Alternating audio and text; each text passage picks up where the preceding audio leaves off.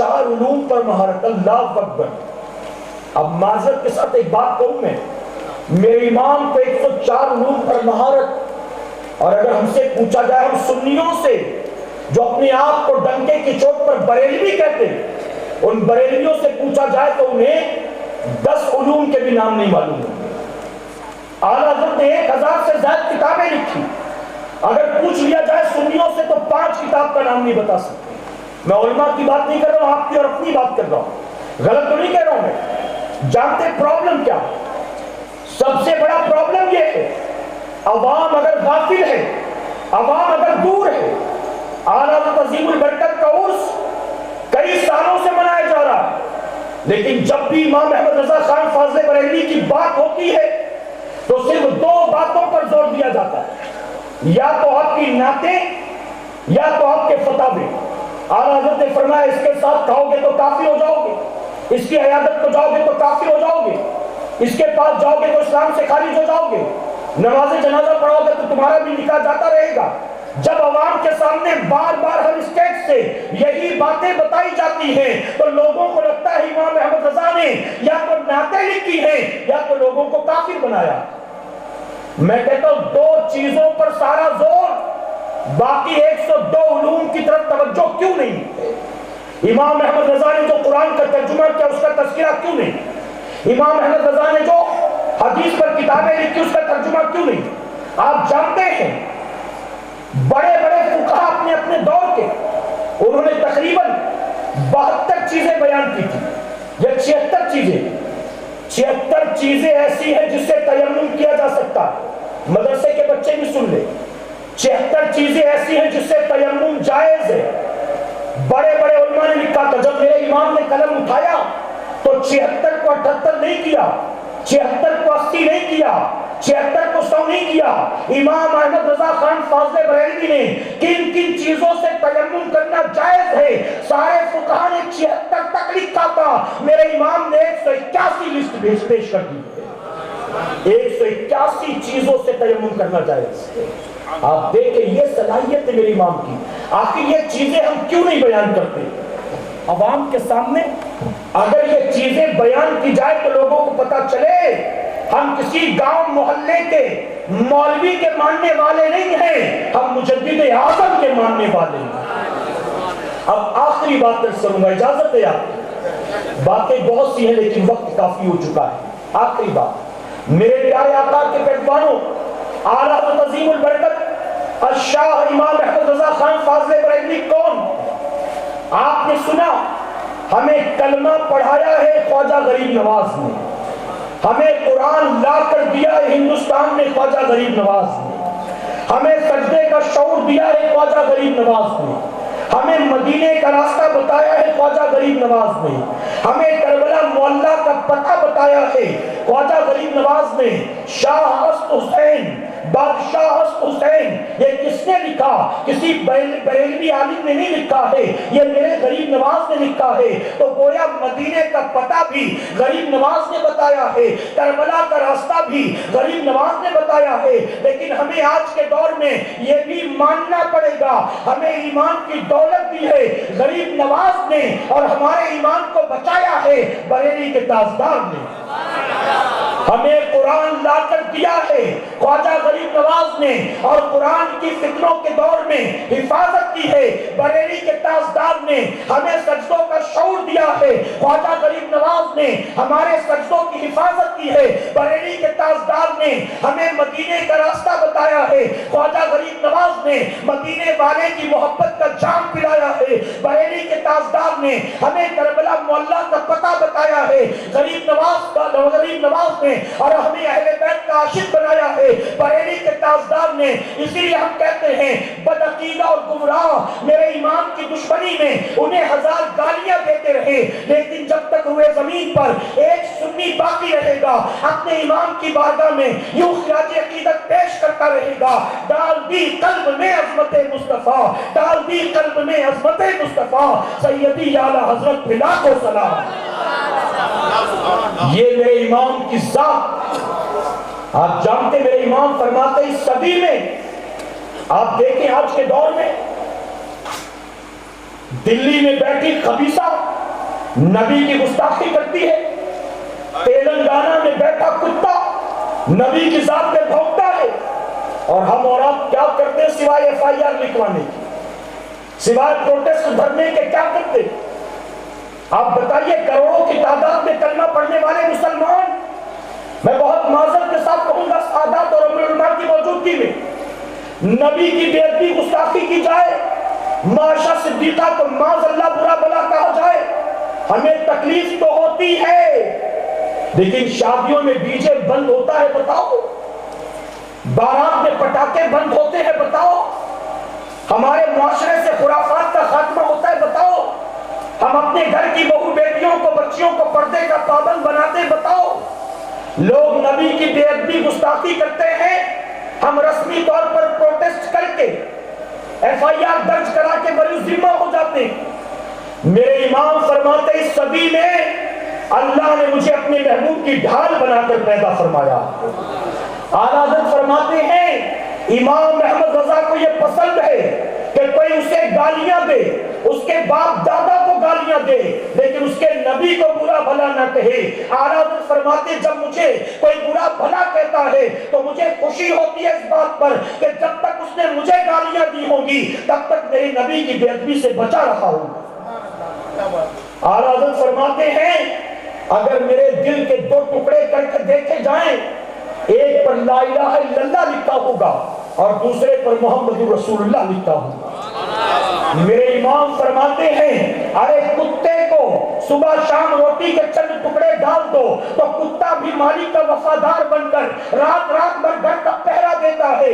امام محمد رضا اپنے نبی کی چوکھٹ کا اتارا کھا کھا کر پلا بڑا ہے، لوگ نبی کی گستاخی کریں، احمد رضا رات بھر پیر پسارے سورے، یہ اس کی غیرت کیسے گوارا کر سکتی ہے؟ میں کہتا ہوں ہم سنی ہیں، اپنے آپ کو ہم بریلوی کہلاتے ہیں، اپنے آپ کو عاشق رسول کہلاتے ہیں، لیکن ہم رسمی طور پر اولیاء اکرام کی تاریخ منا کر، نبی کی 12ویں منا کر، غوث پاک کی 11ویں منا کر، غریب نواز کی 6ویں منا کر گزر جاتے ہیں، اپنے آپ کو بدلنے کی کوشش نہیں کرتے۔ میں کہتا ہوں اگر مخدوم کی چوچا سے پیار ہے، اگر اعلیٰ حضرت سے پیار ہے، اگر امام حسین سے پیار ہے، اگر مولا کائنات سے پیار ہے، اگر نبی کی آل سے پیار ہے تو اٹھنے سے پہلے طے کر لینا اب زندگی یزید کی طرح نہیں گزرے گی، اب جئیں گے تو امام حسین کی طرح اور مریں گے تو غلام حسین کی طرح۔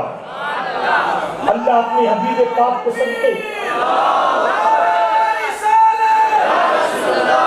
اللہ اپنے حبیب پاک کے صدقے ہمیں آپ کو سب کو کہنے سننے سے زیادہ عمل کی توفیق عطا فرمائے۔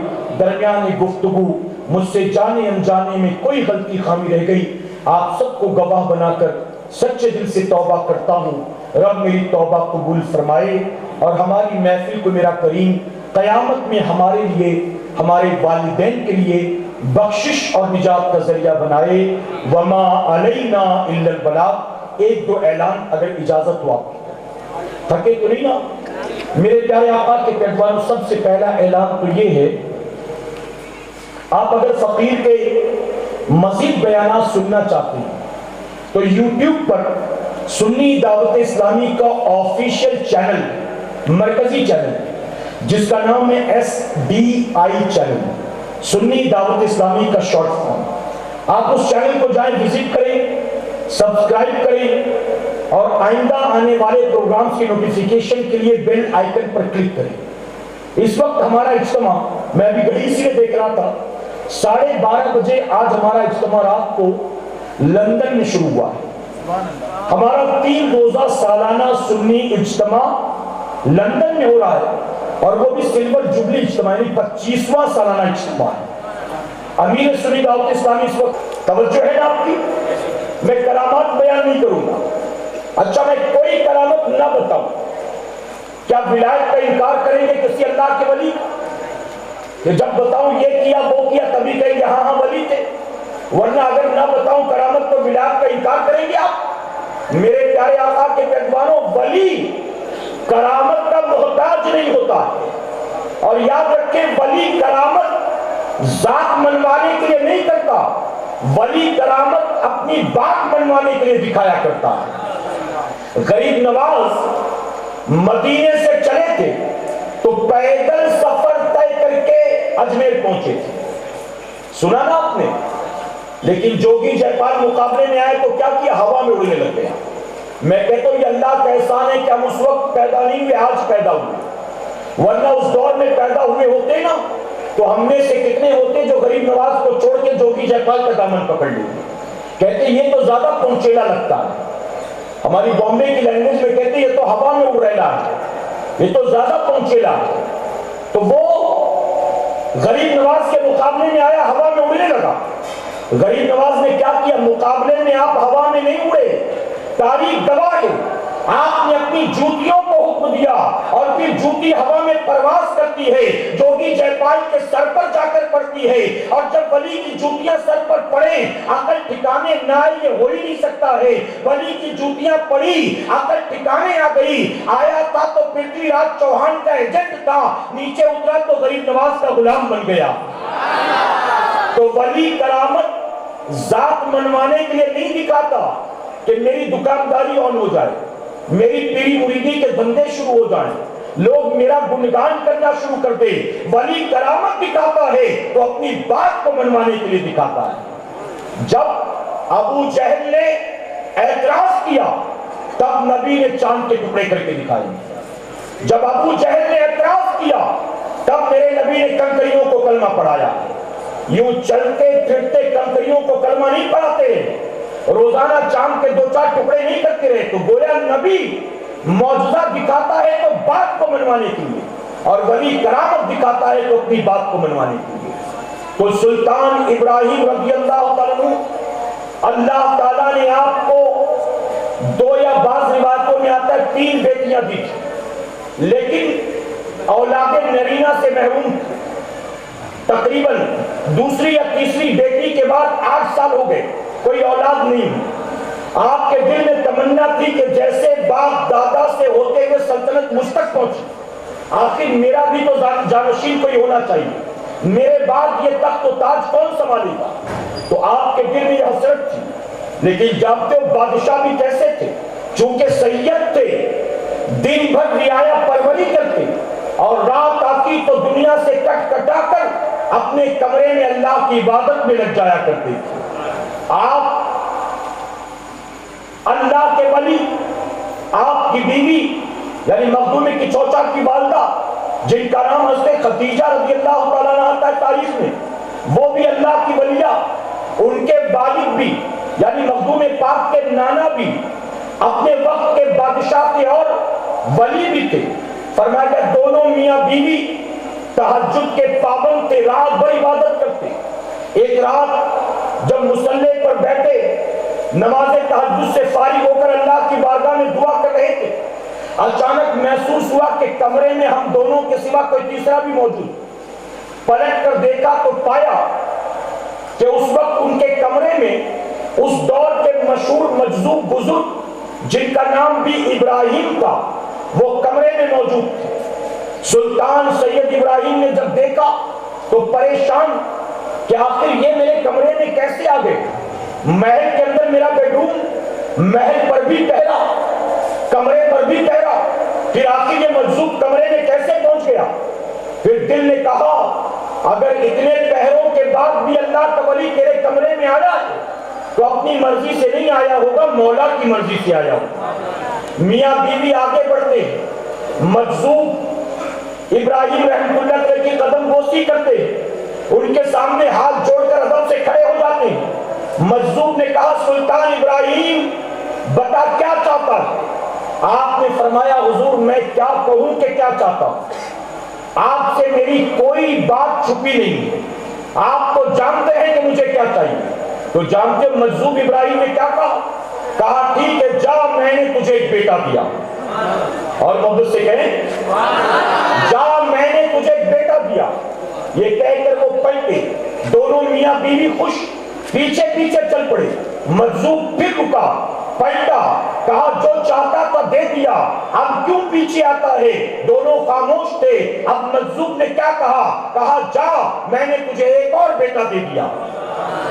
کہا تو ایک کے لیے پریشان تھے اور اللہ کے ولی نے 2 بیٹوں کی بشارت دی۔ دو. اب بتائیے بیٹا کون دیتا ہے؟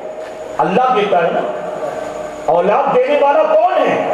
اللہ ہے. مرزوق کہہ رہا جا میں نے تجھے بیٹا دیا. قرآن مقدس میں عیسیٰ علیہ السلام حضرت مریم کے پاس آئے اور آ کر کہا میں تمہیں بیٹا دینے کے لیے آیا ہوں. تو اب بتائیے بیٹا دینے والا کون ہے؟ عیسیٰ علیہ السلام. اور بیٹا دینے والے نہیں، بیٹا دینے والا تو اللہ ہی ہے. عیسیٰ علیہ السلام تو محض ذریعہ. اولاد دینے والا حقیقت میں اللہ ہے. وہ جبرائیل علیہ السلام، آپ پڑھیے گا، جبرائیل علیہ السلام. جبرائیل علیہ السلام اولاد دینے والے جبرائیل، لیکن وہ کہتے ہیں میں تمہیں اولاد، تمہیں بیٹا دینے آیا ہوں. تو وہ تو محض ذریعہ ہیں. اسی طرح مرزوق ابراہیم کہتے ہیں میں نے جا تجھے ایک بیٹا دیا. اب وہ تو صرف اللہ کے ولی کی زبان تھی. حقیقت میں اولاد دینے والا اللہ ہی ہے. اور ہم سنیوں کا عقیدہ یہی ہے، ہم جب کسی بزرگ کی بارگاہ میں جاتے ہیں اولاد کی دعا مانگتے ہیں، رزق میں برکت کی دعا مانگتے ہیں، بیٹی کے لیے رشتے کی دعا مانگتے ہیں، تو ہم اللہ کے ولی کی بارگاہ میں اللہ سمجھ کر نہیں جاتے، ولی اللہ سمجھ کر جاتے ہیں. اور ہم جانتے ہیں یہ دینے والے نہیں، یہ تو دلانے والے، یہ دلانے والے. میرے پیارے آقا کے پیغمبروں فرمایا گیا تہجد سے فارغ ہوئے، اس کے بعد سلطان سید ابراہیم رحمۃ اللہ علیہ کچھ دیر آرام کے لیے سوئے. آپ کے خواب میں امام الانبیاء تشریف لاتے ہیں. میرے نبی اسی رات خواب میں تشریف لائے اور میرے آقا نے کہا میرے بیٹے ان قریب تیرے گھر میں ایک بچے کی ولادت ہوگی، وہ میرا بھی محبوب ہے اور اللہ کا بھی محبوب، ابھی پیدا نہیں ہوئے. نبی فرماتے میرا بھی محبوب اللہ کا بھی محبوب. اور صرف اتنی پر بات ختم نہیں ہوئی، آقا نے فرمایا جب تیرے گھر بیٹے کی ولادت ہو تو ابراہیم اس بچے کا نام سید اشرف رکھنا. اور محبت سے کہیں. اب بتائیے جب بھی بچہ پیدا ہوتا ہے تو اس کا نام یا تو ماں باپ رکھتے ہیں، یا تو ننیحال والے رکھتے ہیں، یا تو ددیال والے رکھتے ہیں. لیکن مخدوم پاک کا مقام کتنا بلند و بالا ہے. ان کی ولادت سے پہلے خواب میں آ کر میرے آقا خود ان کے لیے نام دے کر جا رہے ہیں. فرمایا گیا پھر بیٹے کی ولادت ہوئی. مخدوم پاک جب آپ کی ولادت ہوئی تو آپ کے والدین نے بڑی خوشی منائی، سیلیبریٹ کیا. اولاد نرینہ کے انتظار میں تھی، اللہ نے عطا کی. اب سیلیبریٹ کیا گیا، لیکن کس انداز میں؟ جیسے ہم کرتے ویسے نہیں، ڈی جے بجا کر، تالیاں بجا کر، ٹھمکے لگا کر نہیں، بلکہ خوب صدقہ خیرات کیا گیا، لنگر لٹائے گئے، غریبوں میں تحفے تحائف بانٹے گئے، یوں اظہار خوشی کی گئی. اور فرمایا گیا جب مخدوم پاک 4 سال 4 مہینے 4 دن کے ہوئے تو ان کی بسم اللہ خوانی کی گئی. اور جب بسم اللہ خوانی کی گئی فرمایا گیا کہ 7 سال کے ہوئے. آپ سوچیں 4 سال 10 مہینے 4 دن آپ کی بسم اللہ خوانی ہوتی ہے، اور جب 7 سال کے ہوتے ہیں تو آپ نے ساتوں قیت کے ساتھ قرآن مقدس کو حفظ فرما لیا. اب ان کرامات پر آپ سبحان اللہ نہیں بولتے ہو. 4 سال 10 مہینے آپ کیلکولیٹ کریں تو ٹوٹل کتنا ٹائم؟ 7 سال میں ساتوں قیت کے ساتھ قرآن کو حفظ کر لیا. میرے پیارے آقا کے پیغمبروں جب 14 سال کے ہوئے تو اس دور میں جو علوم پڑھائے جاتے آپ نے 14 سال کی عمر میں ان تمام علوم پر مہارت حاصل کر لی تھی. یعنی آپ عالم بھی بن گئے تھے، فاضل بھی بن گئے تھے. ساتھ ہی ساتھ چونکہ بادشاہ زادے تھے، اسی دوران آپ کو گھڑ سواری بھی سکھائی گئی، تلوار بازی بھی سکھائی گئی، تیر اندازی بھی سکھائی گئی. یعنی آپ مدرسے کی پڑھائی کے ساتھ ساتھ یہ ساری چیزیں بھی سیکھ رہے تھے. اور جب 15 سال کے ہوئے، توجہ ہے آپ کی، 15 سال کے ہوئے تو آپ کے والد کا انتقال ہو گیا. اب والد کا سایہ سر سے اٹھا 15 سال کی عمر میں، تو تمام مشیروں نے، وزیروں نے، سپاہ سالاروں نے رائے مشورہ کر کے آپ کو بادشاہ بنا دیا، یعنی والد کی کرسی پر آپ کو بٹھا دیا.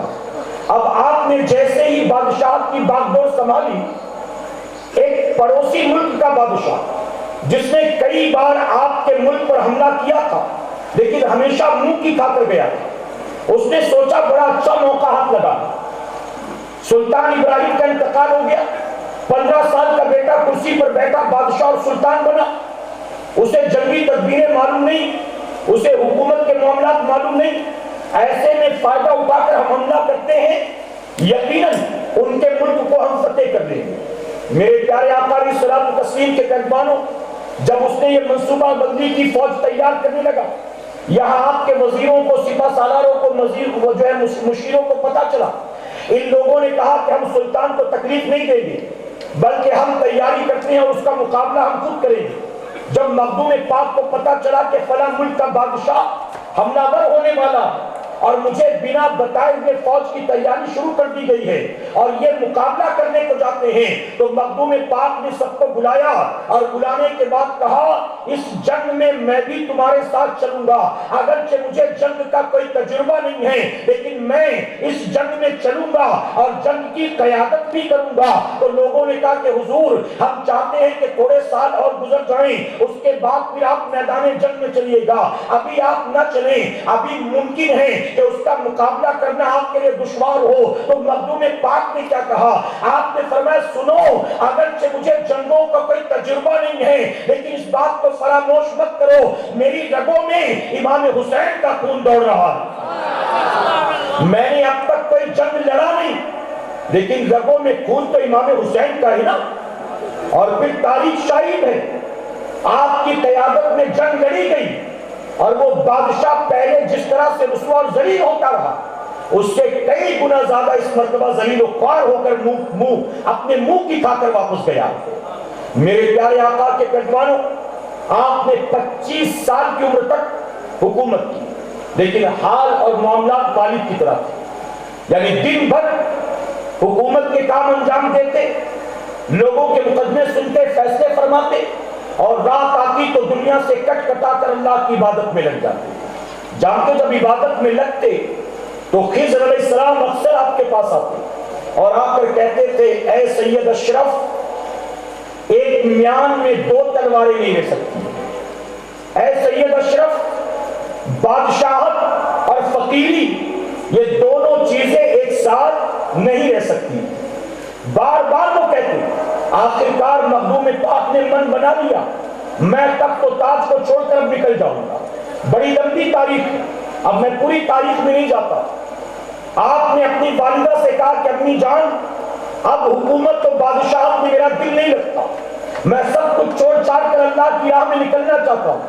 تو جب تو یہ سن کر امی حیران نہیں ہوئی، ان کی والدہ حضرت خدیجہ رضی اللہ عنہا کہنے لگی، بیٹا تو یہ سوچ رہا ہوگا کہ شاید پہلی بار میں یہ سنوں تو حیران رہ جاؤں۔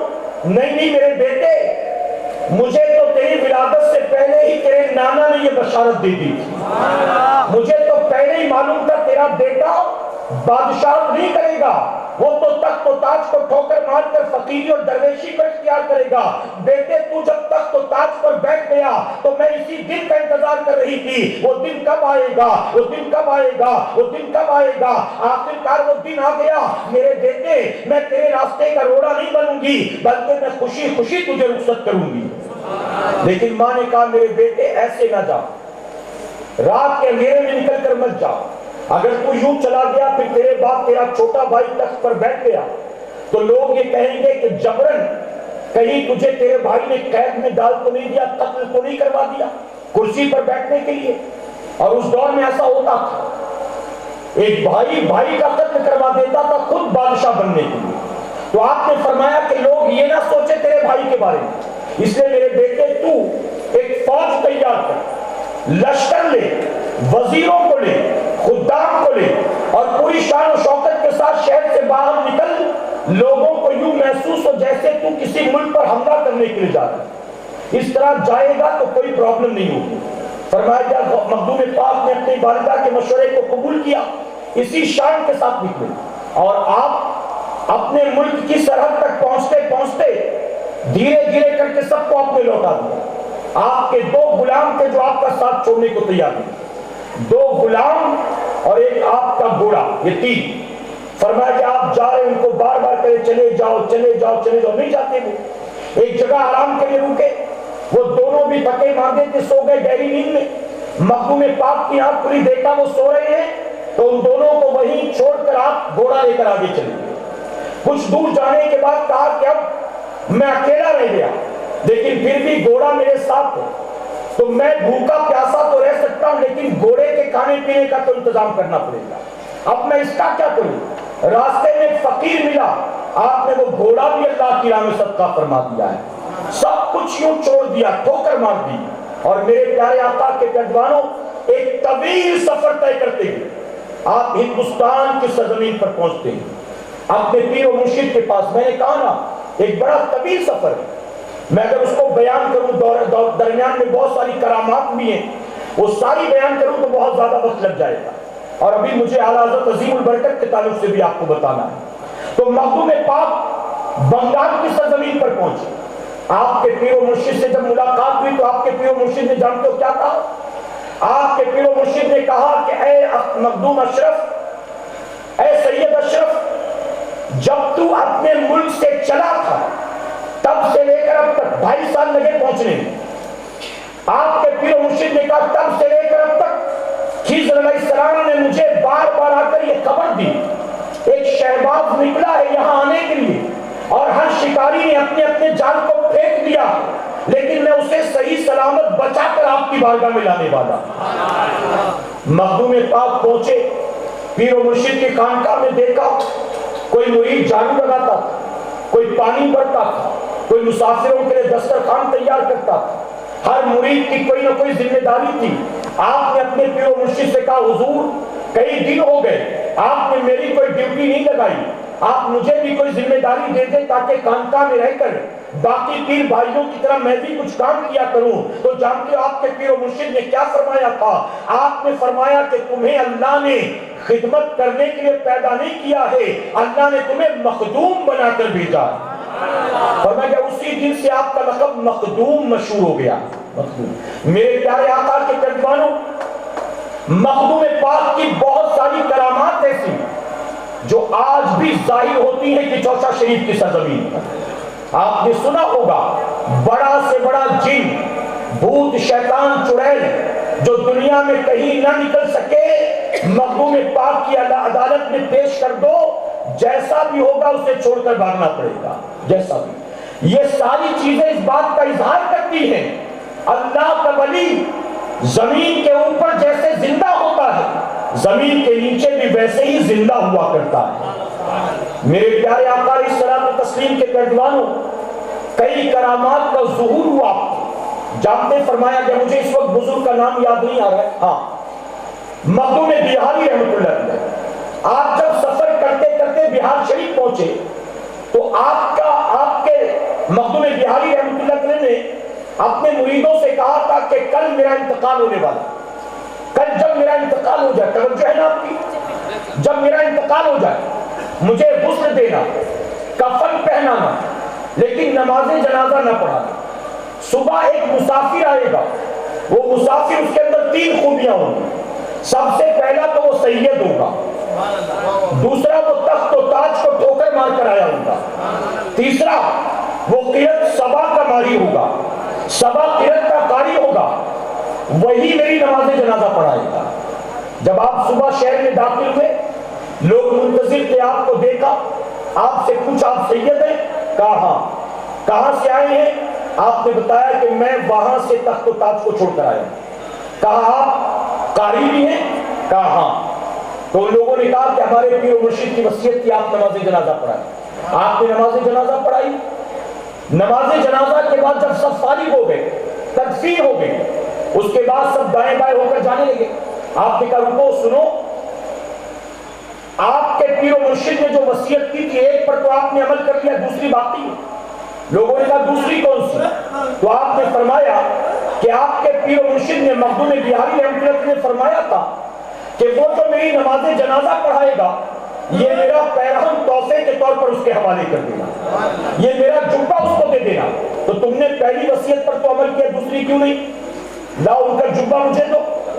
تو مریدوں نے کہا کہ حضور ہم چاہتے تو تھے دینا لیکن دل نہیں مانتا، اس کی وجہ کہ ہمارے پیر کا جبہ ہے، پیر کا تبرک ہے، آپ مسافر آدمی ہیں، لے کر چلے جائیں گے، پیر بھی گیا، پیر کی نشانی بھی گئی، کم سے کم تبرک ہوگا تو ان کے بعد برکت تو حاصل کریں گے، اس لیے ہم دینا نہیں چاہتے آپ کو، آپ ناراض نہ ہو۔ تو جانتے آپ نے کیا فرمایا؟ آپ نے کہا کہ تمہیں پیر کی وصیت پر تو عمل کرنا پڑے گا۔ ایک کام کرتے ہیں، اس جبے کو لاؤ، حضرت کی قبر پر رکھ دو، اس کے بعد ایک ایک کر کے سب اٹھاؤ، جو اٹھا لے گا وہ جبہ اسی کا ہو جائے گا، اور وصیت پر عمل بھی ہو جائے گی، میری کوئی ناراضگی بھی نہیں۔ لوگوں نے کہا ٹھیک ہے، فوراً لے کر آئے، رکھ دیا۔ رکھنے کے بعد آپ نے کہا اٹھاؤ۔ اب جو سب سے قریبی مرید تھا اس نے کوشش کی تو نہیں اٹھا سکتا، دوسرے نے، تیسرے نے، چوتھے نے، ارے لا کر رکھا تو جبہ تھا، اٹھاتے ہیں تو پہاڑ بن گیا تھا، کسی سے ہلتا ہی نہیں۔ آخر میں مخدوم پاک نے اٹھایا، حیران رہ گئے لوگ، ہم نہ اٹھا سکے، اس نے اٹھا لیا۔ آپ نے اٹھایا، ان کے پیرہن مبارک کو زیب تن کیا، تھوڑی دیر پہننے کے بعد اتارا، اور اتارنے کے بعد مریدوں کے حوالے کر دیا۔ آپ نے کہا برکتیں میں نے لے لی ہے، تبرک تم رکھ لو۔ معلوم ہوا مخدوم پاک بھی بتا رہے ہیں اللہ کے ولی کے تبرکات برکت والے ہوتے ہیں، اور پتہ چلا ولیوں کے تبرکات سے برکت حاصل کرنا آج کے بریلیوں کا طریقہ نہیں ہے، صدیوں پہلے کے مسلمان بھی یہ کیا کرتے تھے، اور یہ عمل عام مسلمانوں کا نہیں ہے، اللہ کے ولیوں کا یہ عمل ہے۔ اب بتائیے، جب مخدوم بہاری رحمۃ اللہ علیہ کے جبے سے برکت مخدوم کی چوچا نے حاصل کی، تو کیا ہم حضور کے نالے میں پاک سے برکت نہیں حاصل کر سکتے؟ حضور کے منہ مبارک سے برکت نہیں حاصل کر سکتے؟ حضور کے پیرہن مبارک سے برکت نہیں حاصل کر سکتے؟ مولائے کائنات کے امامہ شریف سے برکت نہیں حاصل کر سکتے؟ تو یقیناً اللہ کے ولیوں کے تبرکات باعث برکت بھی ہوتے ہیں، باعث رحمت بھی ہوتے ہیں۔ میرے پیارے آقا کے پیروانوں، آپ آئے کہ چوچا شریف کی سرزمین پر، جانتے جب آپ پہنچ رہے تھے وہاں غالباً رامپور سے آپ کا گزر ہوا۔ اب بات کرامات کی آئی تو بھی سنتے چلے، رامپور کا جو اس وقت کا بادشاہ تھا وہ اولیاء سے بڑی محبت کرتا، اسے پتا چلا کہ کوئی درویش آ رہا ہے اور سید بھی ہے، بھاگتا ہوا خدمت میں آیا اور آ کر کہتا حضور میں آپ کی کچھ خدمت کرنا چاہتا ہوں۔ آپ نے فرمایا اللہ کا دیا سب میرے پاس ہے، مجھے تیری خدمت کی کوئی ضرورت نہیں۔ اس نے کہا لیکن میرا جی چاہتا ہے کہ کچھ دوں آپ کو۔ آپ نے فرمایا تو مجھے کیا دے گا؟ مجھے اللہ نے بہت کچھ دیا تھا، وہ سب اللہ کے نام پر ٹھوکر مار کے آیا، تو مجھے کیا دے گا؟ اس نے کہا میرے پاس زمینیں بہت ہیں، یہ ساری میری ریاست ہے، جہاں تک آپ کی نظر پڑے گی وہ زمین آپ کو دے دوں گا۔ آپ نے فرمایا کہ زمین ہی سے محبت ہوتی تو اپنا ملک چھوڑ کر آتا، مجھے زمین جائیداد پیاری نہیں، وہ بزد ہو گیا، نہیں نہیں آپ لے، میں آپ کو دوں گا، نہیں آپ کو لینا پڑے گا، آپ منع نہیں کر سکتے، آپ لیجیے۔ آپ نے فرمایا ٹھیک ہے جہاں تک نظر پڑے گی دے گا۔ اس نے کہا جہاں تک آپ کی نظر پڑے گی ساری زمین آپ کو دے دوں گا۔ آپ اس کا ہاتھ پکڑ کے اس کو ایک ٹیلے پر لے گئے۔ اس نے سوچا ولی ہے شاید مجھ سے زیادہ تیز نظر ہوگی، میں اگر تھوڑا دیکھتا ہوں یہ اور دیکھتے ہوں کہ 10 20 25 میٹر آگے کتنا دیکھ لی۔ ایک ٹیلے پر ہاتھ پکڑ کر لے گئے اور اس سے کہا وہ دیکھ سامنے کیا نظر آتا ہے۔ رامپور کے ٹیلے پر کھڑے ہو کر دیکھتا ہے تو گنبد خضرا نظر آ رہا ہے۔ آپ نے فرمایا وہاں تک کی زمین تو مجھے دے گا، وہاں تک کی زمین دے گا؟ قدموں کو پکڑ لیتا کہتا حضور یہ تو میرے بس میں نہیں، یہ تو میرے بس کی بات نہیں ہے۔ گویا آپ نے بتا دیا اللہ کا ولی اگرچہ پیوند لگے کپڑے پہنتا ہے، وہ دنیا کے پیچھے نہیں بھاگتا، لیکن دنیا اس کے قدموں میں غلام بن کر رہتی ہے۔ ہم دنیا کے پیچھے پیچھے بھاگتے، نتیجہ یہ ہوتا نہ دین ہاتھ لگتا دنیا ہاتھ لگتی، لیکن اللہ کا ولی ہمیشہ دین کے دامن کو تھامے رکھتا ہے اور اللہ دنیا کو اس کے قدموں میں غلام بنا کر رکھتا ہے۔ آپ جانتے یہاں پر مجھے مخدوم ماہمی کا ایک واقعہ یاد آتا ہے۔ مخدوم فقی علی ماہمی رحمۃ اللہ علیہ، ایک مرتبہ ماہم کا ایک تاجر جو موتیوں کا تاجر تھا، وہ کہیں سفر پر جانے لگا، اس کے پاس چند قیمتی موتی تھے۔ اس نے کہا گھر میں رکھ کر جاؤں تو چوری کا ڈر، سفر میں لے جاؤں تو ڈاکوؤں کا ڈر، اسے امانت کے طور پر آپ کے پاس رکھتا ہوں، سفر سے آؤں گا تو مجھے لوٹا دیجیے۔ مخدوم ماہمی نے اس کے سارے موتی لیے اور قریب میں کنواں تھا اس میں پھینک دیا۔ اب وہ حیران، یہ کیا کیا آپ نے فرمایا کیا ہوا؟ اس نے کہا میں نے امانت کے طور پر دیا۔ آپ نے فرمایا تمہیں امانت کے طور پر دیا نا، جا سفر پر، جب لوٹے گا تجھے دے دوں گا۔ اس نے کہا میں سفر پر ہی نہیں جاتا، ابھی واپس کر دیا، میں سفر پر ہی نہیں جاؤں گا، ابھی دیجیے۔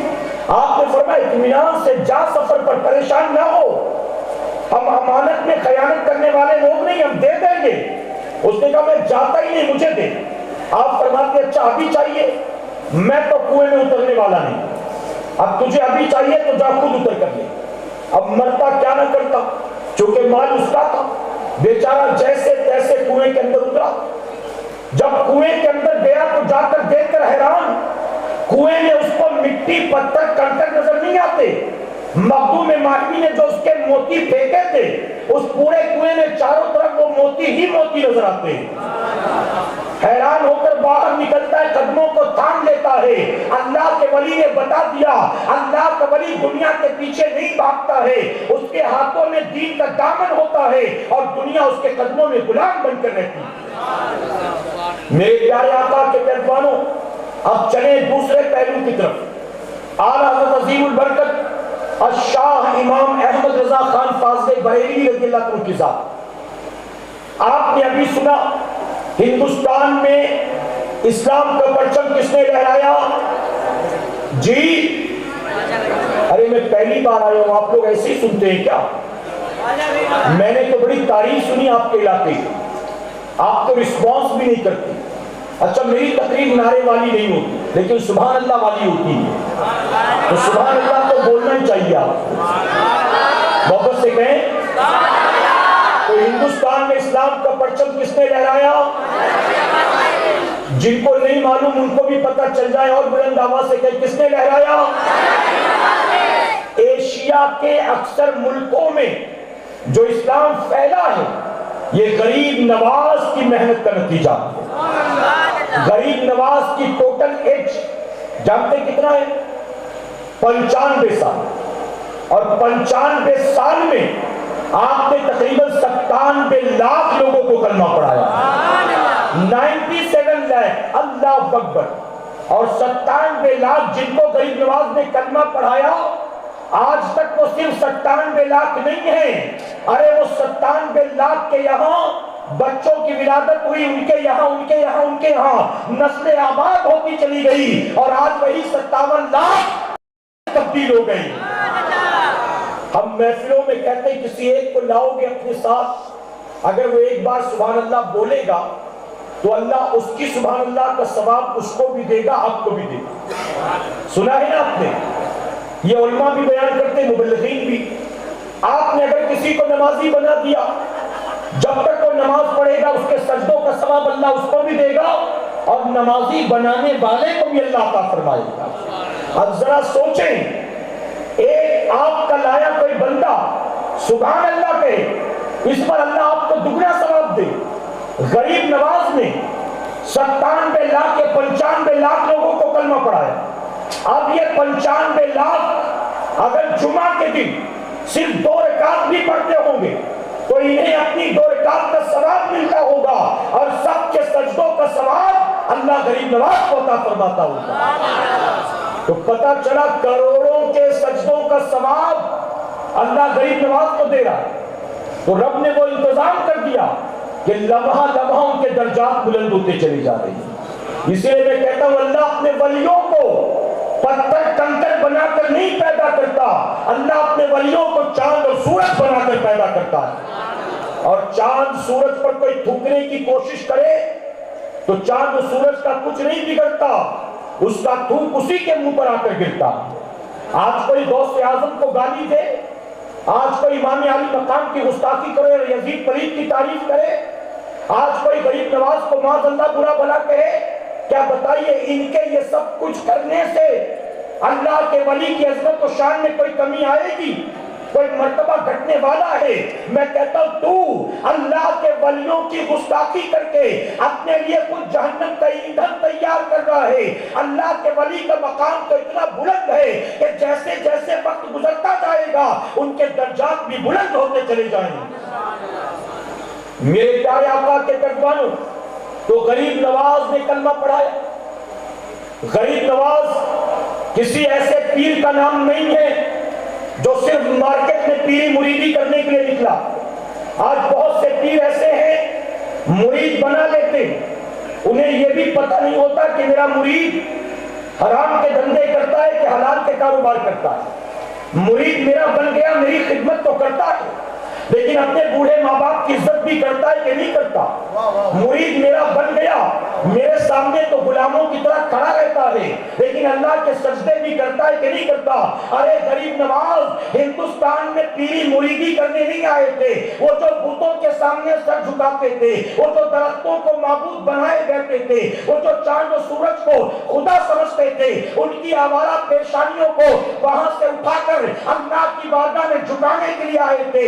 آج پیر بیعت کرتا ہے اور اپنا راستہ دیکھتا ہے، پھر مرید کی فکر نہیں کرتا، لیکن غریب نواز جانتے تھے اگر کلمہ پڑھانے کے بعد چھوڑ دوں گا، یہ کلمہ بھی پڑھے گا اور مندروں میں جا کر چڑھاوے بھی چڑھائے گا، یہ بتوں کے سجدے بھی کرے گا، یہ آرتیاں بھی اتارے گا۔ اس لیے غریب نواز نے جن کو کلمہ پڑھایا تھا انہیں پوری طرح سے دین بھی سکھایا۔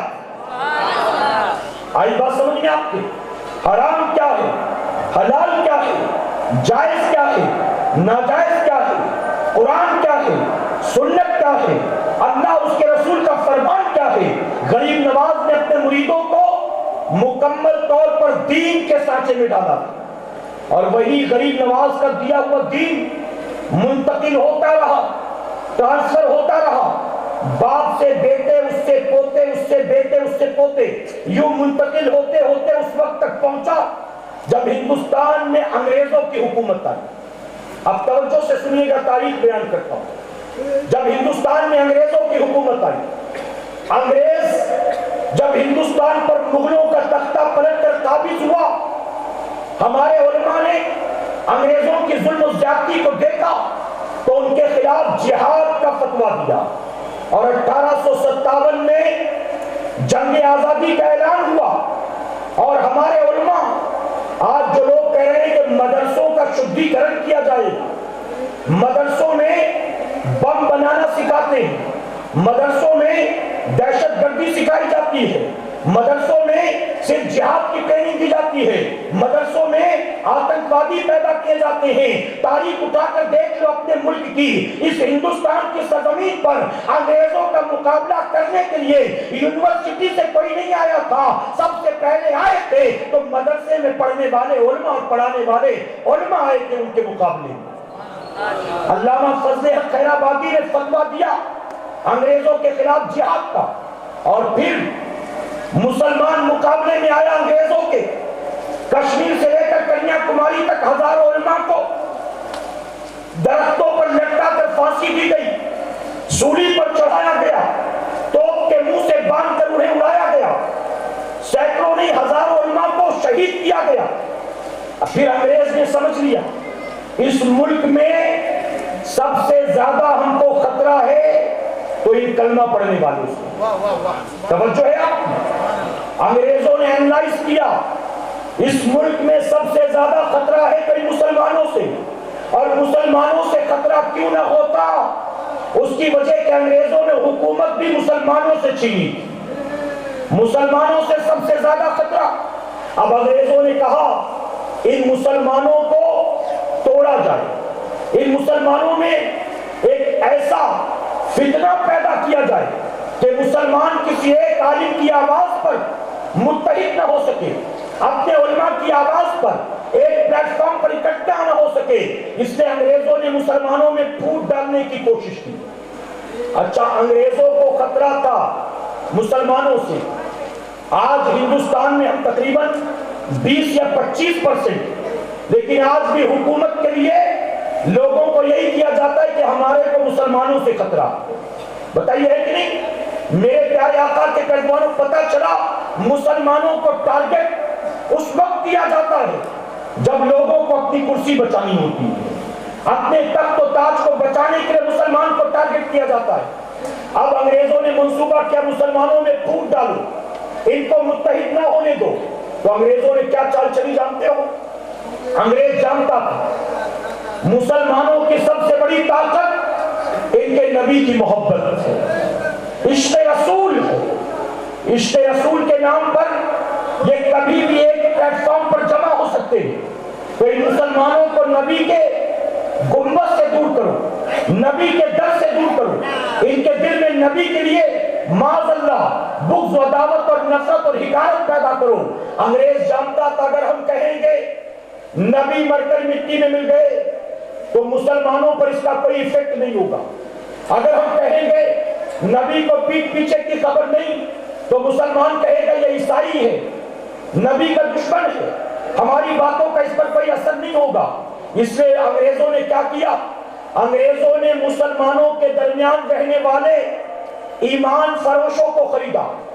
وہ لوگ جو اسلامک اسکالر کہلاتے تھے، حکیم الامت کہلاتے تھے، اپنے مدرسے کے سربراہ کہلاتے تھے، اپنی جماعتوں کے لیڈر کہلاتے تھے، اپنے مدرسے کے بڑے بڑے ناظم اعلیٰ کہلاتے تھے، وقت کے مفتی کہلاتے تھے، ایسے لوگوں کو انگریزوں نے خریدنا شروع کیا اور ایسے لوگوں سے پھر انگریزوں نے پیسے کے بلبوتے کتابیں لکھوائیں، لٹریچر تقسیم کروائے۔ اور جانتے ہو کتابوں میں کیا لکھا تھا؟ کوئی لکھ رہا تھا نبی مر کر مٹی میں مل چکے ہیں معاذ اللہ، کوئی لکھ رہا تھا نبی کو پیٹ پیچھے کی خبر نہیں ہے، کوئی لکھ رہا تھا نبی سے زیادہ علم تو اللہ نے شیطان مردود کو دیا ہے، کوئی لکھ رہا تھا نبی قیامت میں اپنی بیٹی فاطمہ کے کام نہیں آئیں گے، کوئی لکھ رہا تھا اللہ بھی جھوٹ بول سکتا ہے۔ ہندوستان کا مسلمان پریشان تھا، ہم کریں تو کیا کریں؟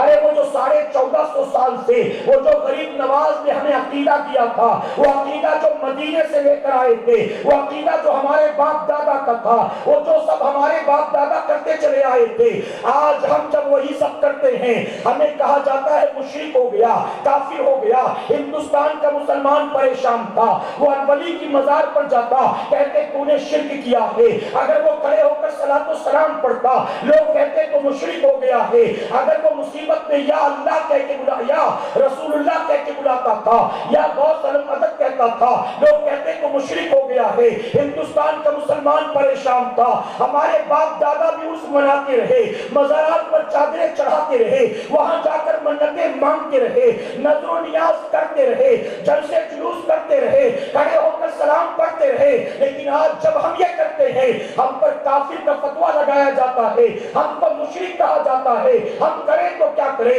ہندوستان کا مسلمان کبھی مخدوم کی چوچا کی بارگاہ میں جاتا تھا، کبھی مخدوم مالوی کی بارگاہ میں جاتا تھا، کبھی غریب نواز کی بارگاہ میں جاتا تھا، کبھی محبوب الہی کی بارگاہ میں جاتا تھا اور رو رو کر دعائیں کر رہا تھا، اے اللہ ہمارے ایمان و عقیدے کے لیے دل سے اپنے محبوب کو بھیج دے، ہمیں پتہ نہیں ہے کہ صحیح راستہ کون سا ہے اور غلط راستہ کون سا ہے، اے اللہ ہمارے ایمان و عقیدے کی حفاظت کے لیے پھر سے ایک بار صدیق اکبر کو بھیج دے، اے اللہ عمر کو تلوار لے کر بھیج دے، مولا کائنات کو ذوالفقار حیدری کے ساتھ بھیج دے۔ ہندوستان کا مسلمان دن رات اولیاء کی چوکھٹ پر رو رو کر دعائیں کر رہا تھا، اے اللہ ہمارے ایمان و عقیدے کی حفاظت کے لیے ارے کسی کو تو بھیج دے۔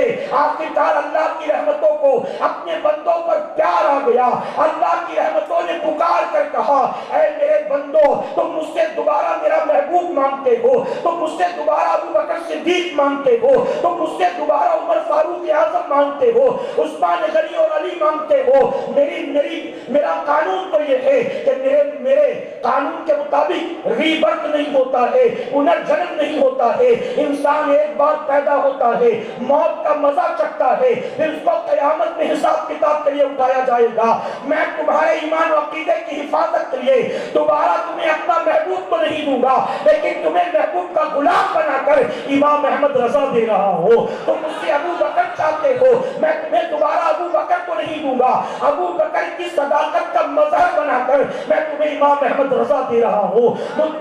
تم سے دوبارہ عمر مانگتے ہو، میں دوبارہ تمہیں عمر تو نہیں دوں گا، لیکن عمر کی عدالت کا پیکر بنا کر میں تمہیں امام احمد رضا دے رہا ہوں۔ تم مجھ سے دوبارہ علی مانگتے ہو، میں دوبارہ تمہیں علی تو نہیں دوں گا، لیکن علی کا سچا عاشق بنا کر میں تمہیں امام احمد رضا دے رہا ہوں۔ علی کے بازوؤں میں میں نے ذوالفقار کی طاقت رکھی تھی، احمد رضا کی انگلیوں میں میں قلم کی طاقت رکھ دوں گا۔ علی جب میدان جنگ میں اترتا تھا تو وہ صفوں کی صفیں پلٹ دیتا تھا، جس طرف سے گزر جاتا تھا لوگوں کو جہنم کی طرف روانہ کر دیتا تھا۔ میں احمد رضا کے قلم میں وہ طاقت رکھوں گا کہ وہ جب چلے گی تو لوگوں کے عقیدے کو بے نقاب کر دے گی، لوگوں کے باطل عقائد کو بے نقاب کر دے گی۔ اور میرے پیارے آقا کے پیغمبروں، اللہ نے اپنے بندوں کی دعا کو قبول کیا اور 10 شوال 1272 ہجری کو اسی ہندوستان کے صوبہ اتر پردیش کے بریلی شریف نام کے شہر میں جسولی نام کے قصبے میں خانوں کے عظیم خاندان میں ایک بچہ پیدا ہوا جس کا نام احمد رضا رکھا گیا اور دنیا سنیت نے جسے اعلیٰ حضرت کے نام سے یاد کیا۔ आला हज़रत अज़ीम उल बरकत 4 साल में आपकी बिस्मिल्लाह खानी हुई, 4 साल की उम्र में बिस्मिल्लाह खानी, और उसके बाद जब 13 साल के हुए तो आपके सर पर फजीलत की दस्तार रखी गई। 13 साल 10 महीने 4 दिन या 5 दिन आपके सर पर फजीलत की दस्तार रखी गई, और आपने उसी दिन, जिस दिन फजीलत की दस्तार रखी गई, उसी दिन पहला फतवा अपनी जिंदगी का लिखा है, पहला फतवा। और वो फतवा भी कुरान और हदीस बुजुर्गान दीन के अक़वाल की रोशनी में ऐसा था कि आपके पहले फतवे को देखते ही आपके वालिद नकी अली खान रहमतुल्लाह तआला ने आपकी पेशानी को चूमा और कहा, बेटे आज से फतवा देने की जिम्मेदारी तुम्हारी। उस उम्र से मेरे इमाम ने फतवा लिखना शुरू किया, और आपने जिंदगी के आखिरी वक्त तक फतवे लिखे। आपके उम्र भर लिखे गए फतावों को जब जमा किया गया तो फतावा रज़िया शरीफ की जहाजी शक्ल में तकरीबन 21 जिल्दें तैयार हो गई, और बाज़ प्रेस ने 30 जिल्दें लिख बनाई हैं, 21 और 30, वो भी जहाजी शक्ल में, और एक जिल्द के अंदर तकरीबन 800 900 सफ़े। अब अगर आप कहेंगे फतवे दिए जिंदगी भर, तो फतवे देने से मुराद फला काफिर फला काफिर फला काफिर यही नहीं है मेरे भाई। आज बहुत माजरत के साथ कहूंगा उलमा की मौजूदगी, दुनिया में बहुत से लोग ऐसे जिन पर पीएचडी की गई और की जा रही है, चाहे वो नेहरू हो, चाहे वो गांधी जी हो, चाहे वो कोई स्पोर्ट्स पर्सन हो, चाहे कोई वो फिल्म स्टार हो, चाहे कोई पॉलिटिशियन हो, बहुत से लोगों पर, हिटलर पर भी, नेहरू पर भी, गांधी जी पर भी पीएचडी की गई, रिसर्च की गई। लेकिन हर स्कॉलर ये कहता, एक शख्स पर जब हमने तहकीक करनी शुरू की तो पैदाइश से लेकर मरने तक उसकी पूरी जिंदगी पर रिसर्च करके उसे किताबों में जमा कर दिया। लेकिन तन्हा इमाम अहमद रजा की जात वो है कि जिन पर कई सालों से रिसर्च जारी है और रिसर्च खत्म होने का नाम नहीं ले रही। आप जानते एक बहुत बड़े यूनिवर्सिटी के स्कॉलर से मेरी मुलाकात थी, जो लोगों को वहां आला हज़रत के बारे में पढ़ाते। उन्होंने खुद ये बात कही थी कि हजरत हम हैरान हैं, इमाम अहमद रजा की जिंदगी के पहलू पर अभी हमारी रिसर्च खत्म नहीं होती कि उनकी जिंदगी के कई और पहलू नुमाया हो जाते। अभी ये चैप्टर क्लोज नहीं हुआ कि उस पर रिसर्च शुरू हो जाती है, खत्म होने का नाम नहीं। और फिर उन्होंने एक एग्जाम्पल दिया, उन्होंने कहा कि हदायत बख्शिश आप उठा कर देखें। अब चूंकि मैं नाख्वा नहीं तो मेरा कभी ऐसा देखने का मामला नहीं हुआ कि मैं तलाश करूं, लेकिन उन्होंने कहा आप सिर्फ हदायत बख्शिश उठा कर देखें तो उसमें आला हज़रत ने एक नात ऐसी लिखी है कि जिसमें हुजूर की शान में आपने जो अल्फाज पिरोए हैं वो सारे वर्ड्स ऐसे हैं, सारे अल्फाज ऐसे हैं कि हर जुमले पर, हर अल्फाज पर लब एक दूसरे से मिलते हैं। सुभान अल्लाह। यानी जितने वर्ड्स हैं सब में होंठ एक दूसरे से मिलते हैं, पूरी नात। और कहते हम देखकर हैरान थे, चंद सफ़े पलटे तो एक नात ऐसी भी मिल गई कि पूरी नात आला हज़रत ने लिखी, और पूरी नात में जो आला हज़रत ने हुजूर की शान में अल्फाज जमा किए हैं, पूरी नात में, पूरी नात मुकम्मल हो जाती है और किसी अल्फाज में होठ एक दूसरे से मिलता ही नहीं। एक नात ऐसी भी, एक नात वैसी भी, कहते हम हैरान देखकर। तो मैंने कहा कि ये आला हज़रत ने ज़हन में रखकर वैसे वर्ड्स जमा करके उस नात को लिखा था। आखिर ये हुआ कैसे? महज इत्तेफाक है कि बाकायदा प्लानिंग थी। कहते आपने बहुत अच्छा सवाल किया, अब हम इस पर रिसर्च कर रहे हैं। वो कहते आपने बड़ा अच्छा सवाल किया, हमें भी नहीं पता, हम भी रिसर्च कर रहे हैं। तो इमाम अहमद रजा की जात वो जात है जिस पर रिसर्च खत्म होने का नाम दे रही। हमारे मुल्क के अलावा कई मुल्क ऐसे हैं जहां आप पर तहकीक जारी है और कई लोगों ने आप पर पीएचडी कर ली है। और मेरे प्यारे आका के पैगंबरों, मेरे इमाम को कितने उलूम पर महारत की आप जानते हैं। दुनिया की जो सबसे बड़ी यूनिवर्सिटी है ऑक्सफोर्ड यूनिवर्सिटी में तकरीबन 32 या 36 उलूम पढ़ाए जाते हैं, लेकिन आला हज़रत पर जो तहकीक सामने आई है उस तहकीक के मुताबिक रिसर्च करने वालों ने बताया है इमाम अहमद रजा खान फाज़ले बरेलवी को अल्लाह ने 104 उलूम पर महारत अता फरमाया। 104 उलूम पर महारत, अल्लाह अकबर। اب معذرت کے ساتھ ایک بات کہوں میں، میرے امام کو 104 علوم پر مہارت، اور اگر ہم سے پوچھا جائے ہم سنیوں سے جو اپنے آپ کو ڈنکے کی چوٹ پر بریلوی کہتے ہیں، ان بریلویوں سے پوچھا جائے تو انہیں 10 علوم کے بھی نام نہیں معلوم ہے۔ اعلیٰ حضرت نے 1000 سے زائد کتابیں لکھی، اگر پوچھ لیا جائے سنیوں سے تو 5 کتاب کا نام نہیں بتا سکتے۔ میں علماء کی بات نہیں کر رہا ہوں، آپ کی اور اپنی بات کر رہا ہوں، غلط تو نہیں کہہ رہا ہوں میں۔ جانتے پرابلم کیا؟ سب سے بڑا پرابلم یہ ہے، عوام اگر غافل ہے، عوام اگر دور ہے، اعلیٰ حضرت عظیم البرکت کا عرس کئی سالوں سے منایا جا رہا ہے، لیکن جب بھی امام احمد رضا خان فاضل بریلوی کی بات ہوتی ہے تو صرف 2 باتوں پر زور دیا جاتا ہے، یا تو آپ کی نعتیں یا تو آپ کے فتاوے۔ اعلیٰ حضرت نے فرمایا اس کے ساتھ کھاؤ گے تو کافر ہو جاؤ گے، اس کی عیادت کو جاؤ گے تو کافر ہو جاؤ گے، اس کے پاس جاؤ گے تو اسلام سے خارج ہو جاؤ گے، نماز جنازہ پڑھو گے تو تمہارا بھی نکاح جاتا رہے گا۔ جب عوام کے سامنے بار بار ہر اسٹیج سے یہی باتیں بتائی جاتی ہیں تو لوگوں کو لگتا ہے امام احمد رضا نے یا تو نعتیں لکھی ہیں یا تو لوگوں کو کافر بنایا۔ میں کہتا ہوں 2 چیزوں پر سارا زور، باقی 102 علوم کی طرف توجہ کیوں نہیں؟ امام احمد رضا نے جو قرآن کا ترجمہ کیا اس کا تذکرہ کیوں نہیں؟ امام احمد رضا نے جو حدیث پر کتابیں لکھی اس کا ترجمہ کیوں نہیں؟ آپ جانتے ہیں بڑے بڑے فقہاء اپنے اپنے دور کے، انہوں نے تقریباً 72 چیزیں بیان کی تھی، یا 76 چیزیں۔ 76 چیزیں ایسی ہیں جس سے تیمم کیا جا سکتا ہے، مدرسے کے بچے بھی سن لیں، 76 چیزیں ایسی ہیں جس سے تیمم جائز ہے۔ بڑے بڑے علماء نے لکھا تھا، جب میرے امام نے قلم اٹھایا تو 76 کو 78 نہیں کیا، 76 کو 80 نہیں کیا، 76 کو 100 نہیں کیا۔ امام احمد رضا خان فاضل بریلوی نے کن کن چیزوں سے تیمم کرنا جائز ہے سارے فقہاء نے 76 تک لکھا تھا، میرے امام نے 181 لسٹ پیش کر دی ہے۔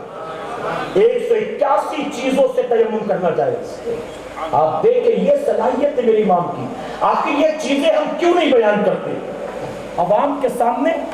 اگر یہ چیزیں بیان کی جائے تو لوگوں کو پتا چلے ہم کسی گاؤں محلے کے مولوی کے ماننے والے نہیں ہیں، ہم مجدد اعظم کے ماننے والے ہیں۔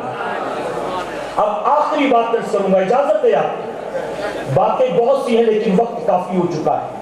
آخری بات، میرے پیارے آقا کے پیروانوں، اعلیٰ حضرت عظیم البرکت الشاہ امام احمد رضا خان فاضل بریلوی کون؟ آپ نے سنا ہمیں کلمہ پڑھایا ہے خواجہ غریب نواز نے، ہمیں قرآن لا کر دیا ہے ہندوستان میں خواجہ غریب نواز نے، ہمیں سجدے کا شعور دیا ہے خواجہ غریب نواز نے، ہمیں مدینے کا راستہ بتایا ہے خواجہ غریب نواز نے، ہمیں کربلا معلیٰ کا پتہ بتایا ہے خواجہ غریب نواز نے۔ شاہ اسد حسین، بادشاہ اسد حسین، یہ کس نے لکھا؟ کسی بریلوی عالم نے نہیں لکھا ہے، یہ میرے غریب نواز نے لکھا ہے۔ تو گویا مدینے کا پتہ بھی غریب نواز نے بتایا ہے، کربلا کا راستہ بھی غریب نواز نے بتایا ہے۔ لیکن ہمیں آج کے دور میں یہ بھی ماننا پڑے گا، ہمیں ایمان کی دولت بھی ہے غریب نواز نے، اور ہمارے ایمان کو بچایا ہے بریلی کے تاجدار نے۔ ہمیں قرآن لا کر دیا ہے خواجہ غریب نواز نے، اور قرآن کی فتنوں کے دور میں حفاظت کی ہے بریلی کے تاجدار نے۔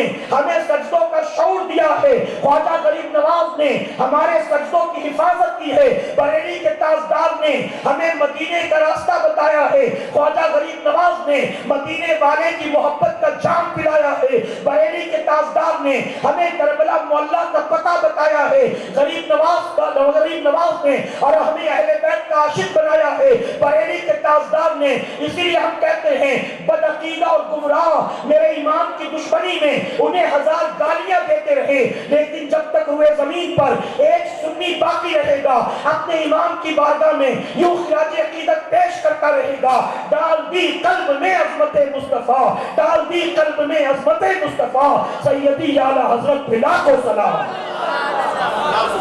یہ میرے امام کی ذات، آپ جانتے میرے امام فرماتے اس صدی میں، آپ دیکھیں آج کے دور میں دلی میں بیٹھی خبیثہ نبی کی گستاخی کرتی ہے، نبی کی ذات میں بھونکتا ہے، اور ہم اور آپ کیا کرتے ہیں سوائے FIR لکھوانے کی، سوائے پروٹیسٹ بھرنے کے کیا کرتے؟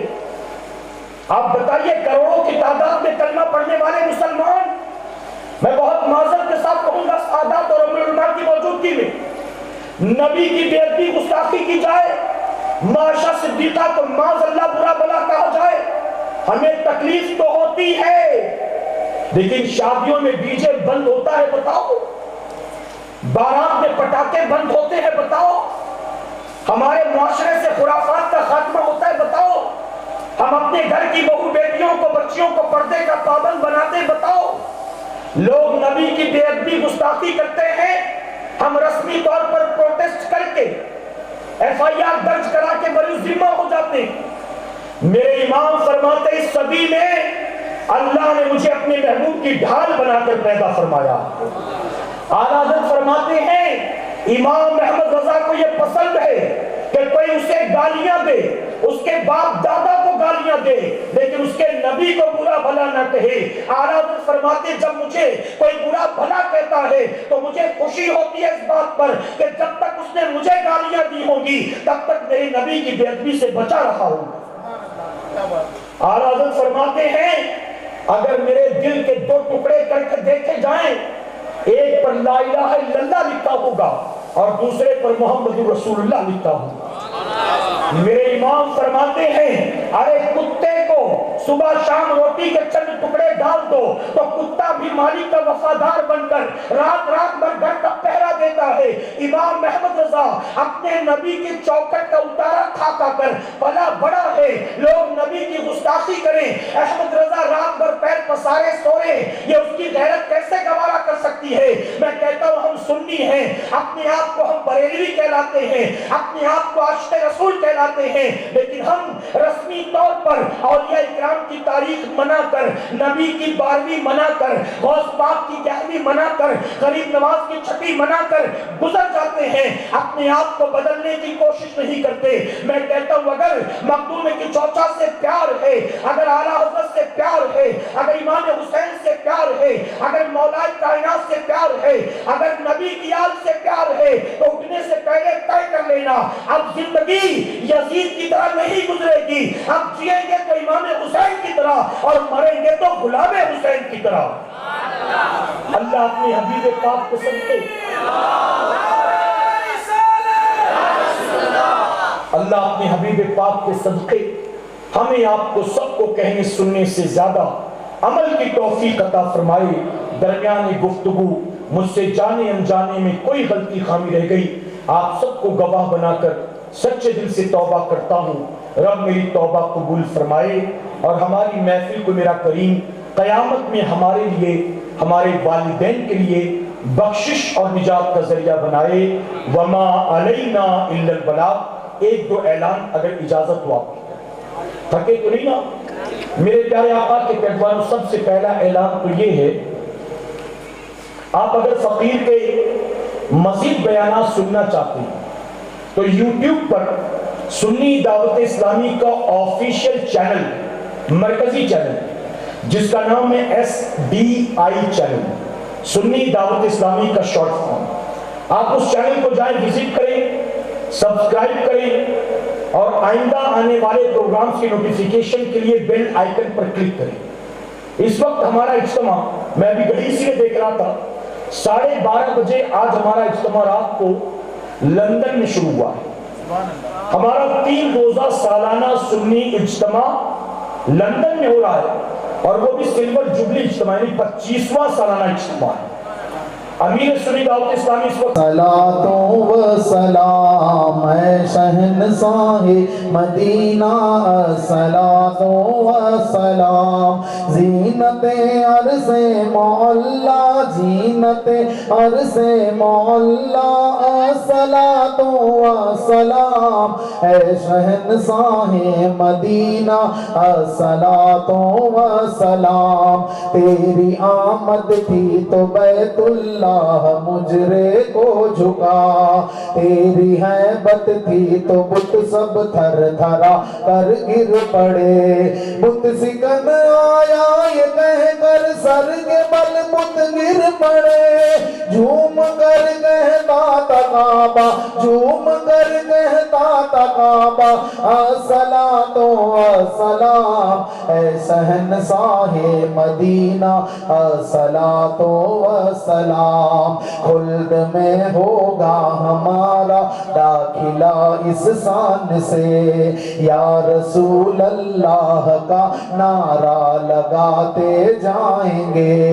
रब हबली उम्मती कहते हुए पैदा हुए, हक ने फरमाया के बख्शा, हक ने फरमाया के बख्शा, अस्सलातो अस्सलाम ऐ शहंशाहे मदीना, अस्सलातो अस्सलाम। कब्र में सरकार आए तो मैं कदमों में गिरूं, घर फरिश्ते भी उठाए तो मैं उनसे यूं कहूं, अब तो पाए ना जुसे मैं ऐ फरिश्तों क्यों उठूं। मर के पहुंचा हूं यहाँ इस दिल रुबा के वास्ते, जब फरिश्ते कब्र में जलवा दिखाए आपका, हो जुबा पर प्यारे आका, हो जुबा पर प्यारे आका, अस्सलातो अस्सलाम ऐ शहंशाहे मदीना, अस्सलातो अस्सलाम। नात खानी मौत भी हमसे छुड़ा सकती नहीं, मर के भी हम मुस्तफा के गीत गाते जाएंगे। मैं वो सुन्नी हूँ जमील कादरी, मरने के बाद मेरा लाशा भी कहेगा, मेरा लाशा भी कहेगा, अस्सलातो अस्सलाम ऐ शहंशाहे मदीना, अस्सलातो अस्सलाम। जीनते अरसे मौला, जीनते अरसे मौला, अस्सलातो अस्सलाम ऐ शहंशाहे मदीना, अस्सलातो अस्सलाम। अल्लाहुम्मा सल्ली अला मुहम्मद व अला आलि मुहम्मद व बारिक व सल्लिम। सल्लु अलैहि सलातो व सलामुन अलैका या सय्यदी या रसूल अल्लाह सल्लल्लाहु तआला अलैहि वसल्लम। अल्लाह तबारक व तआला तेरे प्यारे महबूब अलैहि सलाम जनाब मोहम्मद रसूलुल्लाह सल्लल्लाहु अलैहि वसल्लम के दुरूद व सलाम के सदके अल्लाह तबारक व तआला हमने इमाम अहमद रजा के नाम की महफिल सजाई। अल्लाह तबारक व तआला हमने हुजूर मखदूम अशरफ सिन्ना की महफिल को सजाया। अल्लाह तबारक व तआला हमारी इस महफिल को तेरी बारगाह में कबूल फरमा। अल्लाह तबारक व तआला ये तेरे महबूब बंदों के सदके में अल्लाह हमारी हमारे माँ बाप की कुल उम्मत मोहम्मदिया की मगफिरत फरमा। अल्लाह तबारक व तआला तेरे महबूब बंदों के सदके में आलम इस्लाम में मुसलमानों का बोलबाला फरमा, दुश्मनाने दीन का मुकाला फरमा। अल्लाह तबारक व तआला तेरे प्यारे हबीब की काली कमली के सदके हमारी पेशानियों में सजदों की तड़प अता फरमा। अल्लाह तबारक व तआला हम सबको इल्म दीन सीखने सिखाने का जोक व शौक अता फरमा। अल्लाह तबारक व तआला हम सब के तमाम छोटे बड़े सगाइर कबाइर गुनाहों को मुआफ फरमा। अल्लाह तबारक व तआला तेरे प्यारे महबूब की नाले ने पाक के सदके हमारे माँ बाप की लंबी उम्र फरमा। हमारे माँ बाप के दुआओं वाले हाथ हमारे सरों पे ताबीर कायम दायम फरमा।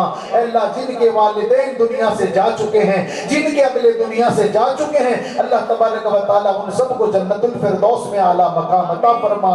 अल्लाह हम सब के जान माल इज्जत आबरू ईमान की हिफाजत फरमा। ऐ परवरदिगार जो बच्चियों के रिश्ते नहीं आते, माँ सैयदा फातिमा के सदके में अच्छे रिश्ते अता फरमा। अल्लाह जिनके घरों में औलाद नहीं, नन्हे से अली असगर की कुर्बानी के सदके उनके घरों में खुशियों का खेलना नसीब फरमा।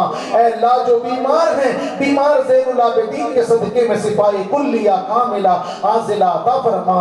अल्लाह तबारक व तआला जो किराए के मकानों में रहते हैं, घरों के घर अता फरमा। अल्लाह तबारक व तआला जो सूद में कर्जे में मुब्तला हैं, कर्जे से नजात अता फरमा। ऐ अल्लाह मुसलमानों का बोल बाला फरमा। ऐ अल्लाह मुसलमानों को कामयाबी अता फरमा, मुसलमानों को ताकत अता फरमा। ऐ अल्लाह तबारक व तआला हम सबको बार बार मक्का मुकर्रमा मदीना मुनव्वरा की हाजिरी नसीब फरमा। ऐ अल्लाह बगदाद मोहल्ला करबला मोहल्ला की हाजिरी नसीब फरमा। ऐ अल्लाह तबारक व तआला हमारे तमाम आलिम उलमाओं के इल्म में उम्र में बरकतें अता फरमा। ऐ अल्लाह तबारक व तआला तेरे महबूब बंदों की मोहब्बत ने जितने भी मजहब इस्लाम के नौजवान बच्चे बूढ़े आए हैं, सैयदा फातिमा की कनीजें आई हैं मौला, इन सब का आना तेरी बारगाह में कबूल फरमा। अल्लाह इनके आने के बदले में इनको दोनों जहां की भलाइयां अता फरमा। तमाम लोगों की जायज दुआ तमन्ना मुरादों को पूरी फरमा। अल्लाह तबारक व तआला मेरे मुरीद मुरीदाओं को सादो आबाद फरमा। मेरे अहलो अयाल को, भाइयों को, माँ बाप को, घर वालों को, रिश्तेदारों को, मोहल्ले वालों को, मेरे तमामी मुसलमान भाई बहनों को सादो आबाद फरमा।